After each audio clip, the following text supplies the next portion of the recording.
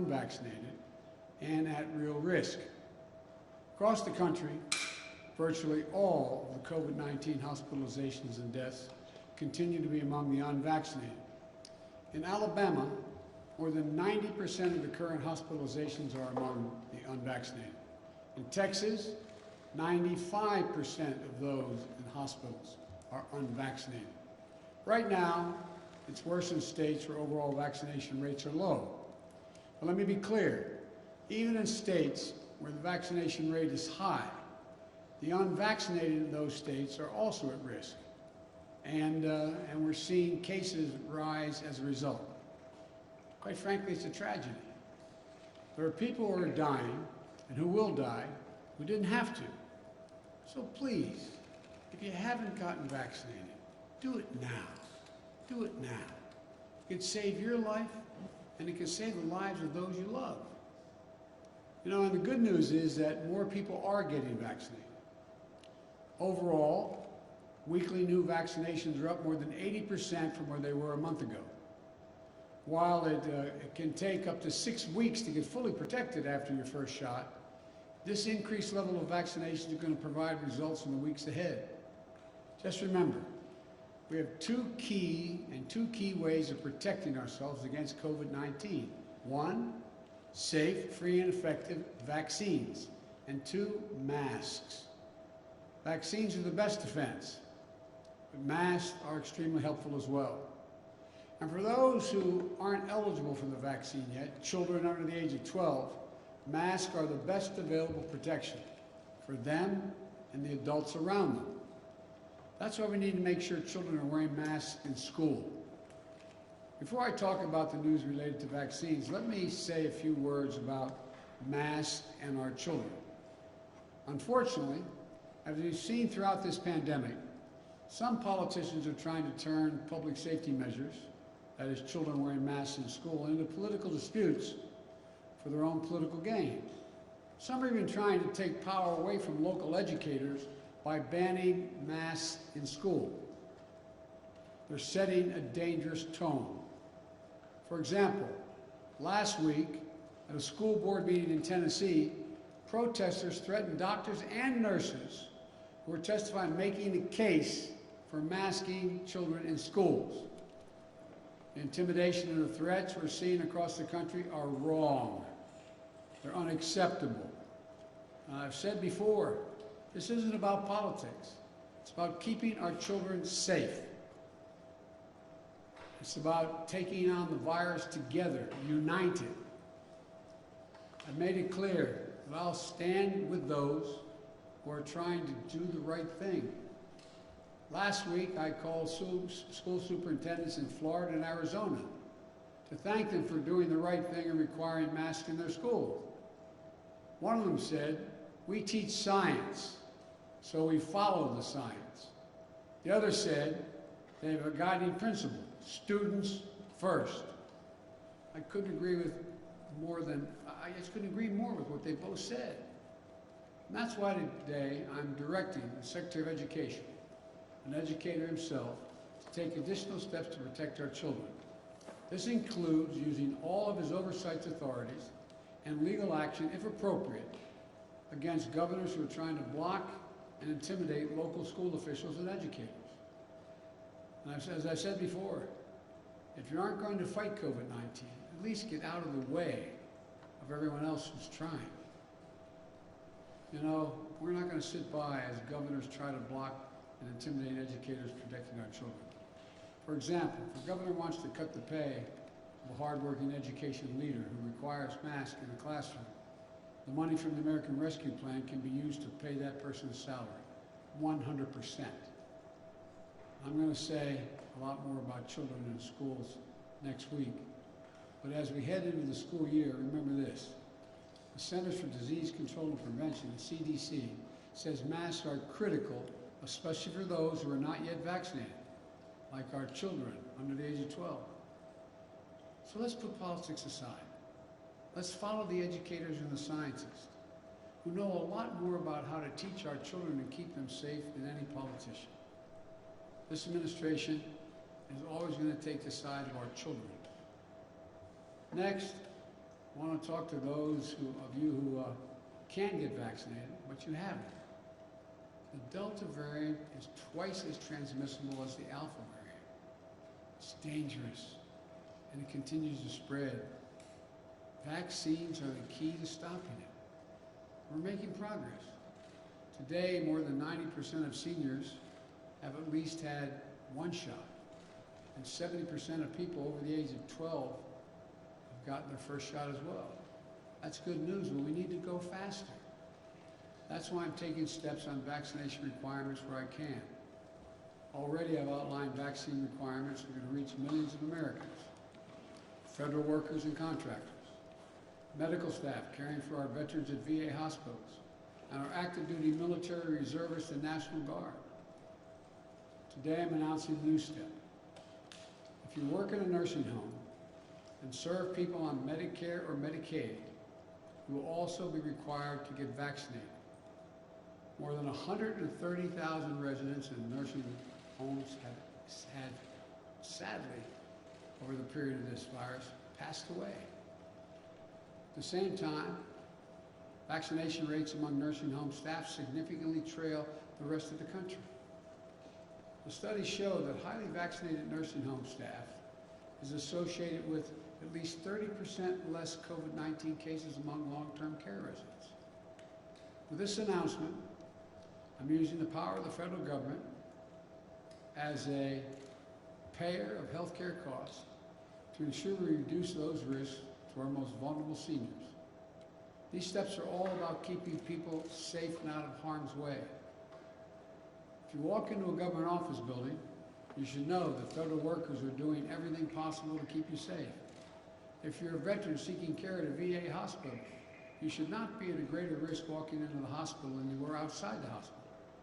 And now, if you visit, live, or work in a nursing home, you should not be at a high risk of contracting COVID from unvaccinated employees.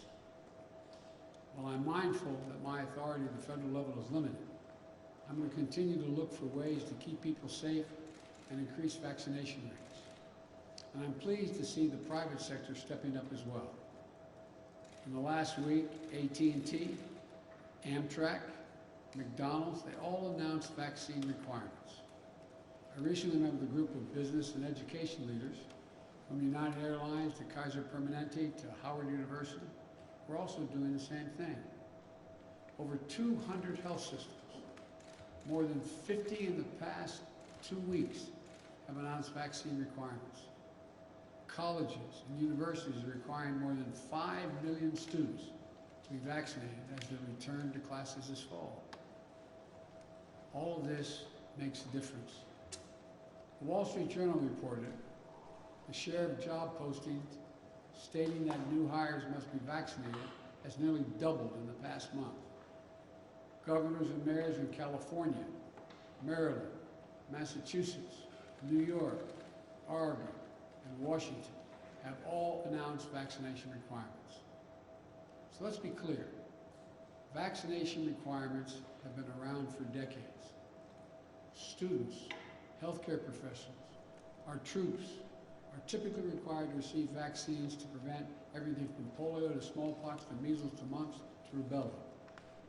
In fact, the reason most people in America don't worry about polio, smallpox, measles, mumps, or rubella today is because of vaccines. It only makes sense to require a vaccine that stops the spread of COVID-19. It's time for others to step up. Employers have more power today to end this pandemic than they have ever had before. My message is simple. Do the right thing for your employees, consumers, and your businesses. Let's remember, the key tool to keeping our economy going strong is to get people vaccinated and at work. I know that I'll have your back. They should know I'll have their back, because they have the back of the states trying to do the right thing as well. For example, yesterday, I instructed the Federal Emergency Management Agency, FEMA, to extend full reimbursement through the end of the year to state deployments of National Guard in support of COVID-19 response. Nearly 18,000 National Guard members are supporting our response nationwide. From caring for patients to administering vaccines to running testing sites to distributing supplies. As the states continue to recover from the economic toll left by COVID-19, the full reimbursement of National Guard services during this pandemic will be another tool that will help them shore up their budgets, meet the needs of their communities, and continue our economic recovery. These are the latest steps we're taking to get more people vaccinated. Next, I want to speak to all of you who are vaccinated. How should you be thinking about the moment we're in? First, know that you're highly protected against severe illness and death from COVID-19. Only a small fraction of people going to the hospital today are those who have been vaccinated. We have a responsibility to give the maximum amount of protection, all of you the maximum. Earlier today, our medical experts announced a plan for booster shots to every fully vaccinated American, adult American. You know, this will boost your immune response. It will increase your protection from COVID-19. It's the best way to protect ourselves from new variants that could arise. The plan is for every adult to get a booster shot 8 months after you got your second shot. Pending approval from the Food and Drug Administration, the CDC's committee of outside experts will be ready to start this booster program during the week of September 20, in which time anyone vaccinated on or before January 20 will be eligible to get a booster shot. So that means that if you got your second shot on February 15th, you're eligible to get your booster shot on October 15th. If you got your second shot on March 15th, go for your booster starting November 15th, and so on. Just remember, as a simple rule, 8 months after your second shot, get a booster shot. These booster shots are free. We'll be able to get the booster shots in any one of approximately 80,000 vaccination locations nationwide. It will be easy. Just show your vaccination card and you'll get a booster. No other ID, no insurance, no state residency requirement. My administration has been planning for this possibility in this scenario for months.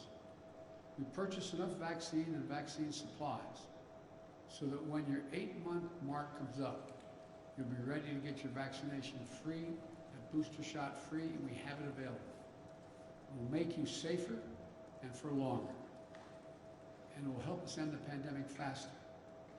Now, I know there's some world leaders who say America shouldn't get a third shot until other countries got their first shot. I disagree. We can take care of America and help the world at the same time. In June and July, America administered 50 million shots here in the United States, and we donated 100 million shots to other countries. That means that America has donated more vaccine to other countries than every other country in the world combined. During the coming months, fall and early winter, we expect to give out about 100,000 boosters, and the United States will donate more than 200 million additional doses to other countries. This will keep us on our way to meeting our pledge to more than 600 million vaccine donations, over $500 million. As I said before, we're going to be the arsenal of vaccines to beat this pandemic as we were the arsenal of democracy to win World War II. So let me conclude with this. The threat of the Delta virus remains real. But we are prepared. We have the tools. We can do this. To all those of you who are unvaccinated, please get vaccinated for yourself and for your loved ones, your neighborhood, for your community. And to the rest of America, this is no time to let our guard down. We just need to finish the job with science, with facts, and with confidence. And together, as the United States of America, we'll get this done. God bless you all, and may God protect our troops. Thank you.